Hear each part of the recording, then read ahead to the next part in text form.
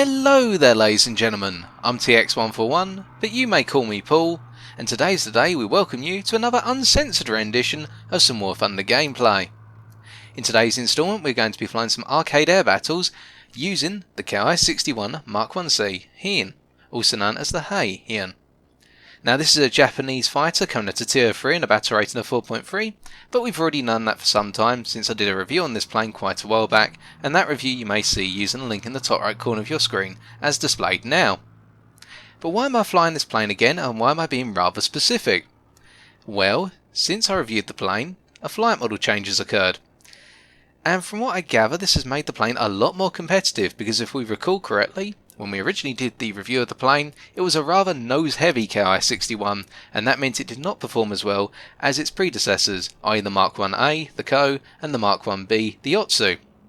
Now from what I gather, and the last time I flew this plane to give you an idea, was approximately 2 months ago, from what I gather this plane has a flight model that's rather similar now to the Otsu, slightly heavier, but with the ability of course to have two 12.7mm machine guns based in the nose and two 20mm Mauser MG151 cannon, one to each wing. So why not have a go? Seeing as I'd rather not do an entire re-review video on the plane, and we haven't done an uncensored video in a very long time. Now there's some other topics to talk about today, such as why have I not uploaded as much recently, and additionally some changes that have occurred to the channel. Some of you may be aware of these changes already. But let's just try and get into a game first, as it would seem the queuing process is being rather long. Here we go. Oh goodness, Pelalo. And you'll have to excuse me if I run out of words halfway through this. I'm rather tired tonight. Or if I get shot down quite quickly. Gun Convergence. Well, I haven't flown it for a while. Let's try 400 at first. Be cautious.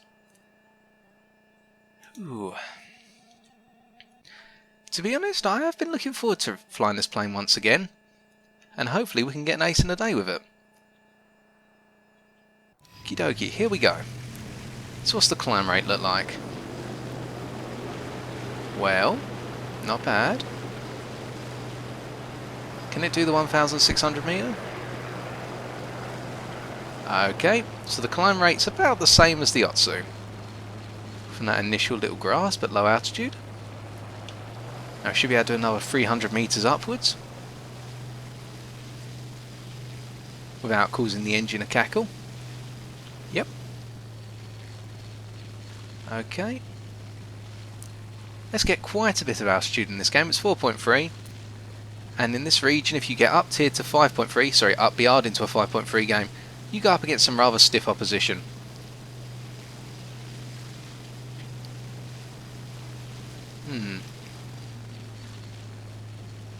Yeah, this is just like the Ki-61 Otsu. You bleed speed very quickly if you don't get that angle of climb perfectly right. And I think we may have a typhoon coming over to have some fun.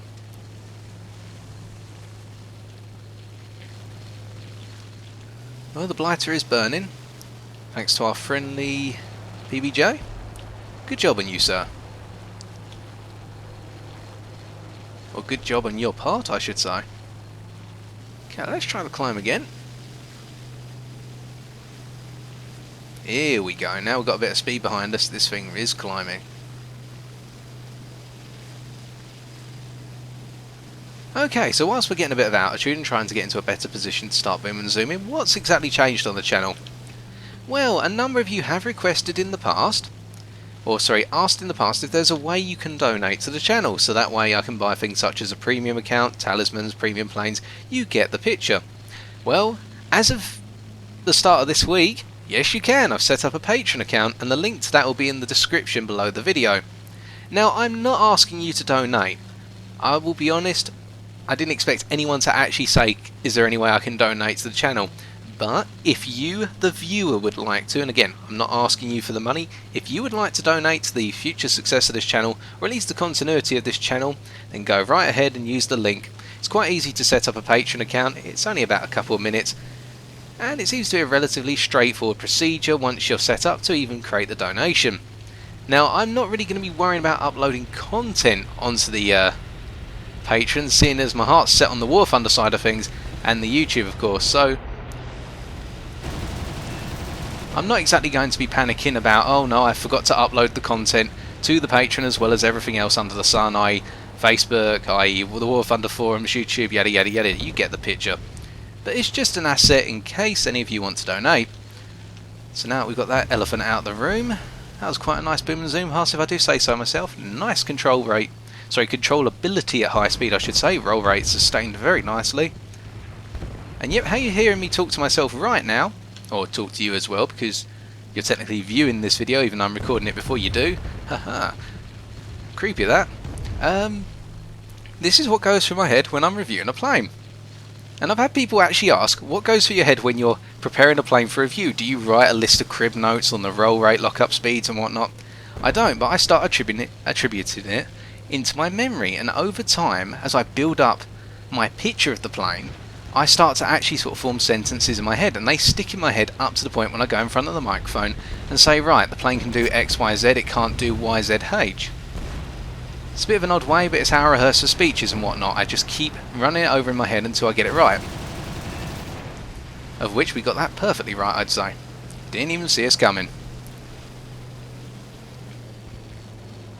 That 109 is climbing, so we are going to have to fight for altitude supremacy. Oh goodness. Just get a bit more altitude. But no, this plane really handles itself nicely. I've got to admit, the flight model has been boosted. It does not have that nose heaviness anymore. Or at least not to the degree it used to be. I mean, trying to do a manoeuvre such as this took ages when you're at such low speed. But now, look, it actually lifts. Stall speed's approximately 150 kilometers an hour, which, give or take, that's about 5 or 10 more than the Ko. And I'd say 5 more than the Otsu. But one would have to expect that. Well, one wouldn't have to expect that because I don't know the loaded and empty masses of the 3 different iterations. Although I really wish Gaijin would add the Tei in as well, which is essentially this but with the 20mm Ho 5 cannons rather than the German Mausler MG151 20mm cannons. Just be another plane they can put on the table. And they probably will one day. I'm more worried about that 109. When people go disappearing in the clouds like this, it becomes a game of, well, I'm worried. Because I can't see him, and you have to assume he can't see you, but I've been informed that PlayStation 4 players do have an advantage in the cloud, and that is if they're locked onto you, before you disappear, they can then use the track the enemy button, i.e. where the camera just follows your enemy, you don't have to do anything else, except hold the button down of course, and that works through the clouds. Now this 109 does want a dogfight. Now this is going to be a test of this plane. Combat flaps engage. Weave. Go the other way.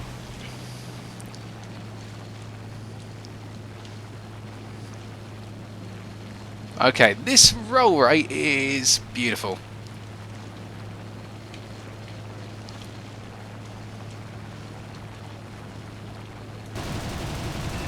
And there we go. Okay, so this plane is a lot more manoeuvrable than it used to be. I could not do that as easily, let's say, or even potentially do it against a 109 in the original flight model that they had. So that goes in its favour. And we haven't had to reload yet, so let's see if we can do this in a single clip of ammunition, as pilots would have had to in reality, unless they went back to land. And I apologise if I'm becoming slightly out of breath on the microphone. I don't know why, I've got quite a blocked up nose at the moment. It must be the cold weather and whatnot. But it seems to have this effect on me where I start to lose my breath a lot faster. I can assure you I'm not obese, you've seen what I look like, and I have not put on tons of weight. I think it's just the fact as the cold weather comes along my nose gets blocked up, as does it for all of us. As it does for all of us, I should say, not as does it for all of us. His nose was blocked up, and yeah, do run out of breath every so often. But no, the thing is, and this is the reason I haven't been uploading as many videos, I haven't really had much time, I haven't been feeling 100% well, some of you already be aware of that. He's gone. IL-2 just out of reach, good. We timed that just right, I thought there was an IL-2 in the background. But no, I haven't been 100% well. There's the ace without having to reload. And as a result, it's sort of worn off on me. I've lost a bit of my energy. No, fuck off. No.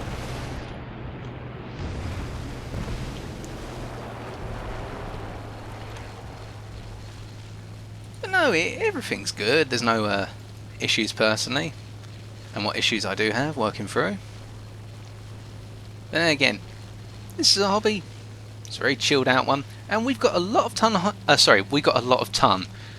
Yes, we've got really bad English in this video today as well. Let's try again. And we've got tons of high tier battle rating aircraft reviews coming up. No jets, unfortunately, but to give you an idea, we've got a review of the J2M3 coming up. We've got a review of the LA9, the Yak 9P, the Tempest 2, and a couple of others, as well as some low tiers and low battle rating planes.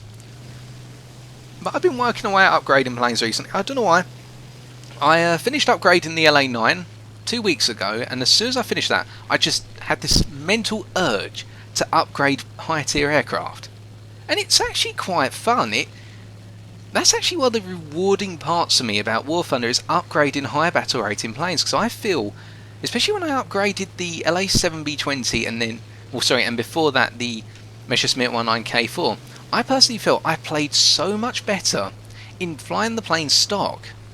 Why is that, some of you may ask? Well, because you don't have the innate ability to rely on the strengths of a plane.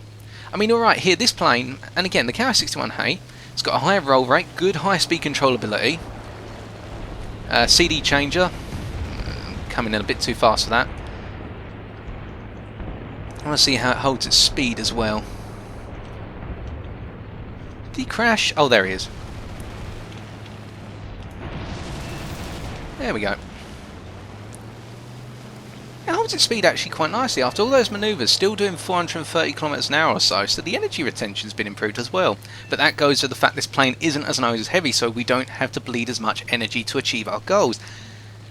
So yeah, this plane is flyable now, and it's an actual contender at 4.3. Now, I'm not going to lie and say that it wasn't a great contender at a battle rating of 4.3 in the past, but it was a case of, well, if you weren't the greatest pilot and able to adapt to the fact you were flying a plane which had a brick tied to its nose all the time, then you were going to be in for some issues. I must be honest, the game I showed in the review, I was lucky to have a couple of pilots who really played to my strengths as a player just as much as they played to the strengths of the plane. And again, that's one of the limitations, I guess, with the way I do my reviews, is that I show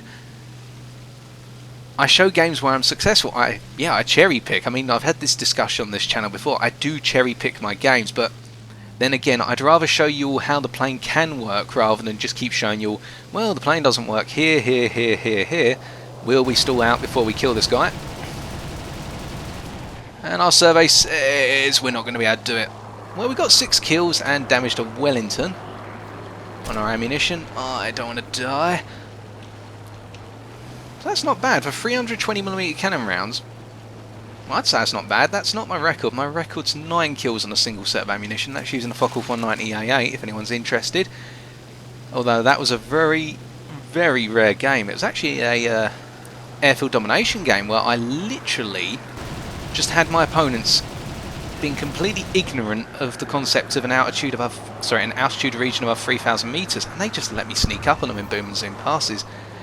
But coming back to the whole cherry picking thing, I'd rather show you a game where the plane's being handled well and everything's going pretty well, and if we get into some rough situations, we show how to escape from those situations rather than, well, I got shot down because the plane can't do X, Y and Z, but their planes can. Because to be honest, okay, I'm giving you a more balanced view of the plane, yes, by doing that, but at the same time, when I personally watch someone else's YouTube videos, I don't want to see every 10 seconds where it all went wrong here, but that's the way I think. I'd rather see someone using the plane positively and think to myself, right, well, instead of getting angry, perhaps I should adopt their playstyle, or I should take one of their tricks and apply it. And that's how you get better. You learn by referencing other people's material. Good job, J2M3. Very nice kill with your 420mm cannons. Very well played. But, where were we? Yes, Heinkel, well, Havoc. Are we going to make it? So, what about the dive speed potential? It picks up speed reasonably well in the dive. Controllability retained. No airfield for you.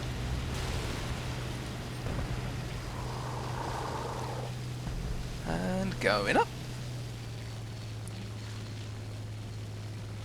I was going to say, if we're losing B due to a ghost cap, I swear that wasn't possible in this game eons ago when a patch was unleashed or unveiled. Right, so what were we talking about? Yes, so learning how to get better. Now, I've had a number of you recently ask me things such as, well, I'm not going to use your names, but how do I, what was the most common question? That's it.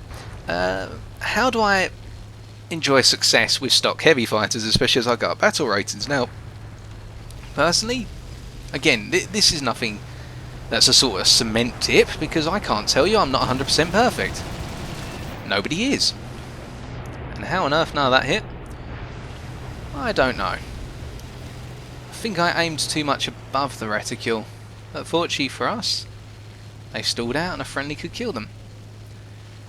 And again, that shows that the dive speed capabilities of this plane aren't monumental. I mean, alright, at 4.3, what do we have that can equal it? Well, we have a Focke 190A4, which I'd say picks up speed in the dive a lot better than this does, through personal experience. We've also got planes just slightly above it, such as the Typhoon Mark 1B late, or below it, the Typhoon Mark 1B, which, yeah, can pick up speed in the dive just as easily, if not better than this.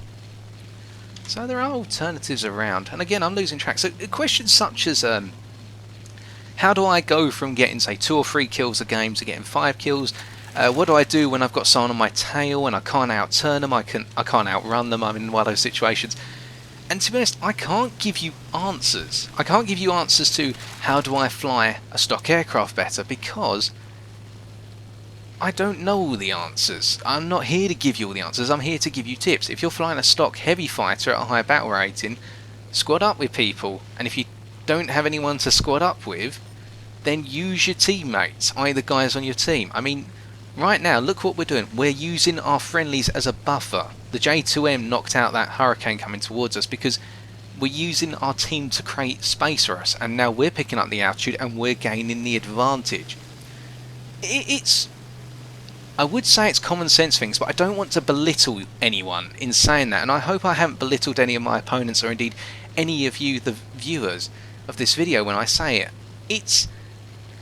There's some things you just pick up over time in playing this game. You can't teach someone how to do well on a stock plane. You can recommend things, as I've said, hang around your teammates, and in a way just fly a stock heavy fighter as you would a stock fighter, but just remember, you are flying a heavy fighter. And again, what do I mean by that? Well, life's going to be a little bit harder for you to pull those very high G maneuvers or outrun people or build up your speed as rapidly. So you have to counter for it. You have to anticipate your maneuvers a lot earlier. You have to gauge the situation at a greater distance. So whereas in a fighter, you would say to yourself, right, that guy's coming towards me at 3 kilometers, I will turn 180 degrees and pull him back to my teammates. In the heavy fighter, you'll say to yourself, and that's the game, by the way. Shame we didn't get the double ace, we were close. Good for a first game.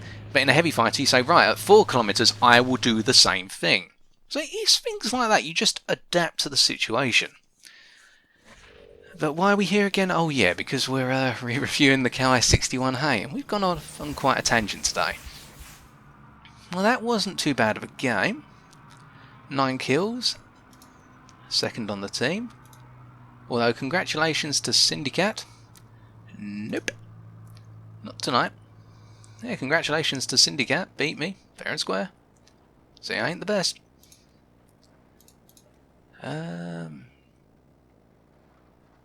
Okie dokie, well, that was a good game. And what did we learn about the Ki-61-I Hei Hien from doing that? Well, the flight model is a lot more towards that of the Otsu now than it used to be, where it would seem that way from my memory. Rolls really nicely even at high speed. There was a bit of roll rate lockup, I'd say, at approximately 600 kilometers an hour. I'd even go as early as 575 kilometers an hour, but the roll rate lockup's not too bad.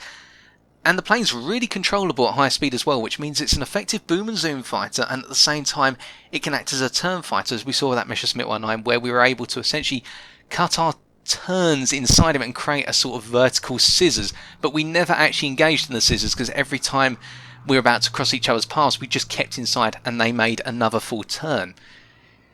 If you can imagine what I'm talking about, otherwise go back to the part where it occurred, of course. So, yeah, this is still a very manoeuvrable plane. It clearly rewards someone who builds up speed in it, simply because throughout the game, what we saw there, the only time our speed dropped below, say, 250 kilometers an hour when we're in a really extended set of maneuvers, such as against that Messerschmitt 109, or when we had just finished climbing, and we saw there that the plane loses some of its overall lightness, its enjoyable nature. It doesn't maneuver as well. But then again, that was something we did see with the Otsu, although not as much. We found that was actually quite manoeuvrable at low speeds. So far, I'd have to gauge that this plane works really well in the speed region of anywhere between 300 to 500 kilometers an hour, with a preference in that 400 mark. What about altitude performance? Well, we didn't really push above 4,000 meters altitude in that game, so we can't really tell. So we'll have to have a look into that in another game. So let's get into another and see what else we can find out. Okay, before we go into our second and final game for tonight, I thought we'd have a quick look at the stat cards for the Hei versus the Otsu in terms of the arcade stat cards and what they can tell us. And to be honest, we shouldn't take the stats too literally, but it would seem, here's the Hei stats, so a max speed of 617 km an hour, turn time of 19.8 seconds, and a rate of climb of 17.2 meters per second. Then you go over to the Otsu, a maximum speed of 621 km an hour, so that's 4 higher. A turn time of 19.0 seconds, so that is 0.8 seconds less, and a rate of climb of 20.4 seconds, which is significantly more. Now, we'll get going into a game whilst we're concluding that. Now, to be honest, I can believe that. Oh, an air dom. Now, this is going to be tough. But I can believe that, and yeah, the more I think about it, and I apologise I'm jumping left, right and centre, and we're going to stick to a 400 metre gun convergence because this is working really well tonight. But it feels just slightly heavier than the Otsu. I can't shake the feeling why. It just feels... It feels as though I've just got this very small amount of weight attached to the plane. Additional weight, I should say. But it's a lot more manoeuvrable than it used to be, and it does manoeuvre like the Otsu. It just... I'd say if you put these two planes in a straight up dogfight and didn't allow them to kill each other via the head on, the Otsu is going to have a slightly easier time in the long haul, I just reckon. Yeah, and it can its climb rate's good for a battle range of 4.3. It's not in the league of the Ki-43-3 because we've already hit the engine croaking noise or the WEP nearing exhaustion, having only climbed approximately 500 meters altitude. In a rather more gentle climb, I must say. You can see the climb rate is not fantastic, but it's sufficient. It's a decent climb rate. It's going to get you above a good portion of the contemporary opposition, so you're going to be climbing with the likes of, say, the Focke-Wulf 190 A4, if not slightly out climbing it. The Messerschmitt 109 well, no, they're going to outclimb you, the F4s. They're definitely going to outclimb you. What else can you climb with? Well, you can't climb with a Ki-43-3. You can't climb with a Spitfire F Mark 9 at that rate. You can climb with a Yakovlev Yak 9U now. Yep, you can do that. You can climb with a Yak 3 once it hits about the 4,000 meter mark. In fact, let's go for a bit more altitude because we've got an enemy Spitfire doing the same. Excuse my manners, pardon me. So yeah, it's a middle of the range climb rate. If anything, yeah, it's a similar climb rate to the Typhoon Mark 1B late, I'd say. As in, you'll get to altitude reasonably well. Now, I'm not noticing any sort of hiccups in terms of altitude. Also, another thing, a small tip. If you're given a map with huge edges and you really want to gain altitude and try and fight for altitude supremacy up high, abuse the size of the map. Because I think the Spitfire is going to come after us. And we're going to have the interesting question now of what's more manoeuvrable, this or the Spitfire. I reckon the Spitfire, if they use their landing flaps and they are pushing as much altitude as possible.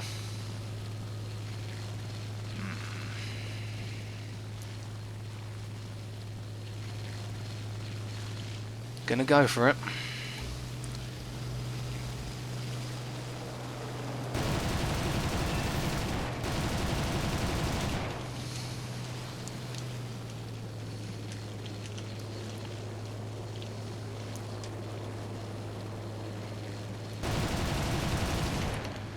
I really wish those 20s had hit.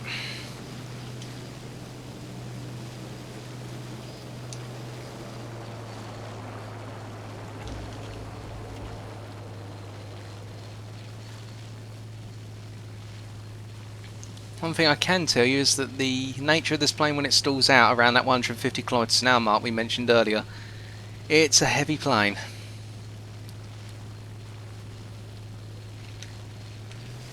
I'm interested as to why the Spitfire didn't just either just overclimb me like I'd normally do if I was in their position, or alternatively go for the head-on and snap roll. But that's the way it goes. There we go. No, I was very poor in my accuracy on that Spitfire. They should have been dead. This is my own fault.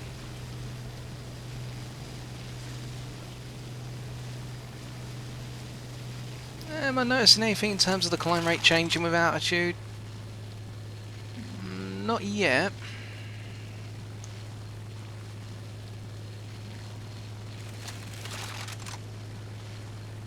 They're all going after that B-25. I wish I could help out, but there's enough enemies there to murder me in my sleep.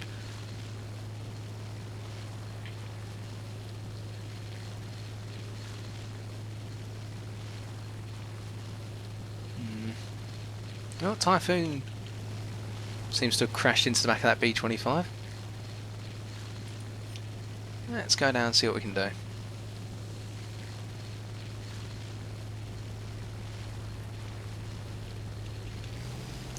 Okie, we've got a nice boom and zoom chain form. Well, I would say forming. They've all broken off. We'll go for the fuck off then. Yeah, these cannons really do work nicely. That I will say. I do love the armament on this plane. And what's interesting is, as I'm flying this, I'm actually thinking to myself right now, this is the Ki-64. Obviously, it's not the Ki-64. But the armament layout reminds me so much of the Ki-64.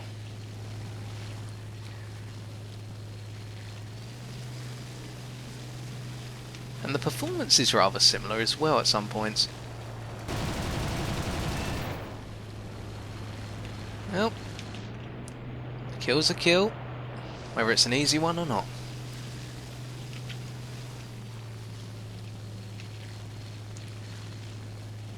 So what else have we spotted? Well, the acceleration of this plane, let's make it dead level for a bit. The acceleration of this plane is decent. Now that I applaud, and again that's a trait that's carried over from the earlier versions, the 61 Mark 1. Let's take her up to 5,000 meters altitude and see what happens. Because 5,000 meters altitude is approximately the altitude you're going to be capping out at about a rate of 4.3, maybe 6,000 if you get the right individual go up against you, but alright, we'll try at 5.5, well we'll just go to 6, but already you can see that the plane, I'm having to drop my climb angle all the way down to about 15 degrees to stabilise the speed whilst I'm climbing.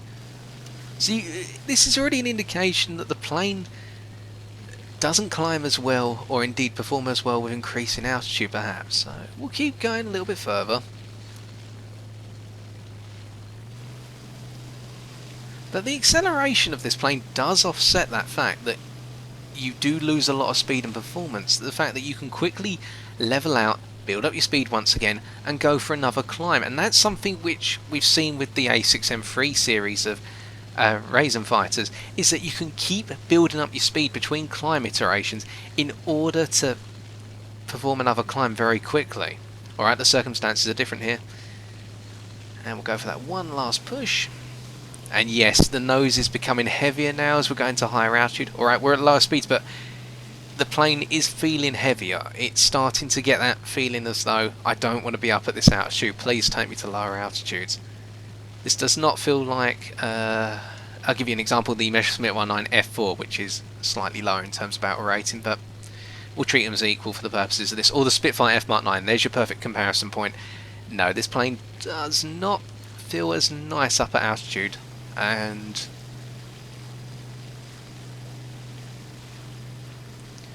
yeah, we're having to use quite a bit of WEP in order to build up our speed towards 400 kilometers an hour. But you've still got that wonderful roll rate and powerful rudder.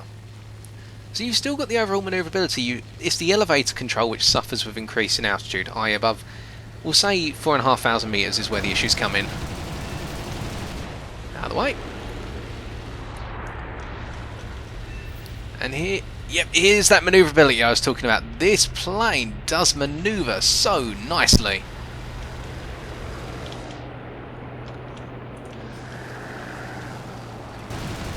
And we can just change direction with speed. Pick on a new opponent, look down, find the next target. And we can change up into a boom and zoom pass here because this plane likes having a bit of speed behind it. Roll rates begin to lock up about that 600 kilometers an hour threshold we said about earlier, but it doesn't matter because we've still got a good roll rate in our hands, and it means we can hit a guy right after snapping out of that roll. I like this plane. This just feels like the Otsu with a pair of 20mm cannons. I can live with the fact it's a little bit slower to climb and perhaps it doesn't have as great acceleration, but it's got that manoeuvrability. And in a way, that's what a lot of people, I guess, miss about the Otsu when they go to this is... Sorry, that's one of the things that a lot of people seem to miss in this when they go to the Otsu, is the fact the Otsu has the manoeuvrability, if not a little bit more, but it just doesn't have the armament. It just has 4 12.7mm machine guns, and some of you will be thinking that those 12.7s, well, you might as well just lob bread at the target instead of actually shooting at them. It's understandable. Japanese guns seem to have that effect on individuals. You either love them or you hate them. And that is why we've got German cannons. But no, this just feels right. The plane handles really well, it accelerates nicely, and again, for the purposes of the battle rating it's at, you don't need to go above 5,000 meters that often. And when you do, your opponent's probably in a plane that suffers just as much with increasing altitude as your own. I'm not going to dare talk about not manoeuvrability, durability in this plane. I've already got the expectation it will crumble like a cookie when hit. Alternatively, being excruciatingly flammable. 2 bombers and the end of the game in sight. Can we get them? Now this will be a test of the plane's climb rate. I don't think it's going to get there. Or if it does, it's going to take us 2 climbs.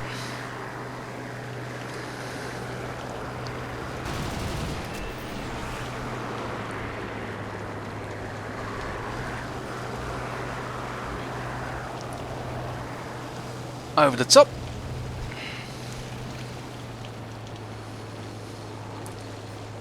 And this is the manoeuvrability we were talking about. This is what the plane embodies.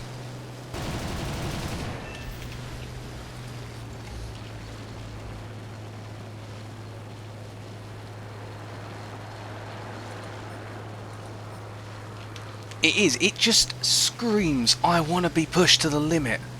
Give me more.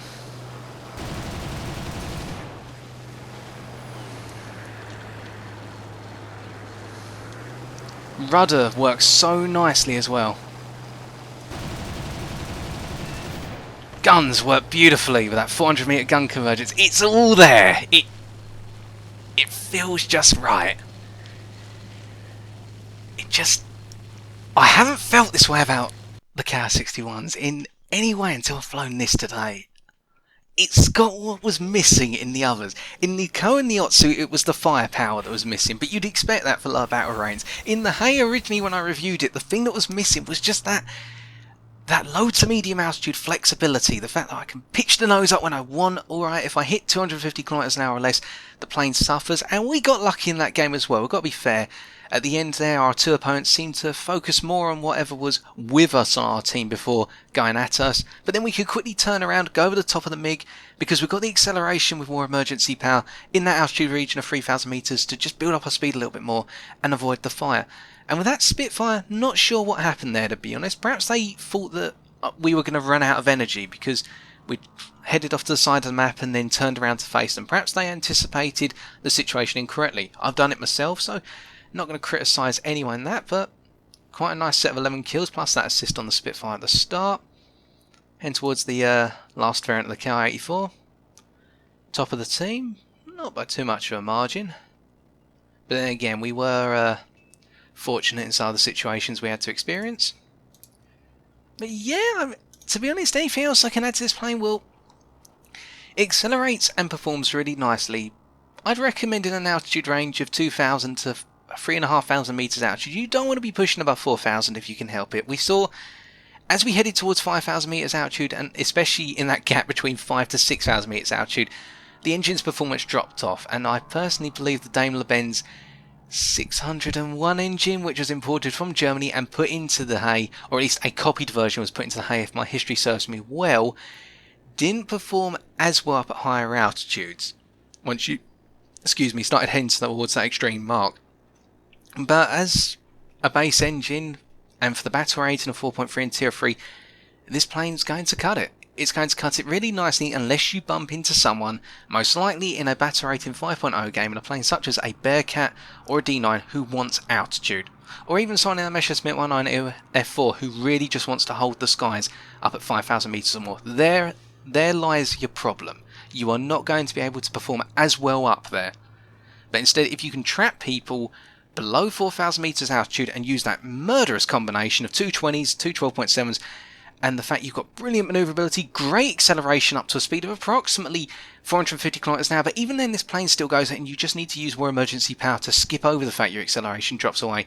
You are going to always be in a situation to maneuver, especially if you can get your speed up to 400 kilometers an hour, but even at 300 you're in a really nice threshold.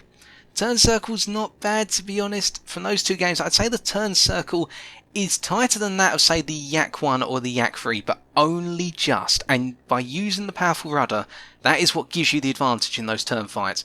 You're not going to be out-turning a Zero or a Ki-43, but I'd say the manoeuvrability of this plane is going to be on par with a Spitfire who's not using their landing flaps. That's what I will say. Not based on the Spitfire dogfight here, it just via mental comparison with what I've experienced in the past. I reckon this plane is going to be able to give it a go, and the roll rate on this plane means that if you are up against someone who can outturn you, you can always try and force a scissors pass and therefore the overshoot. So you've got so many options at your disposal here.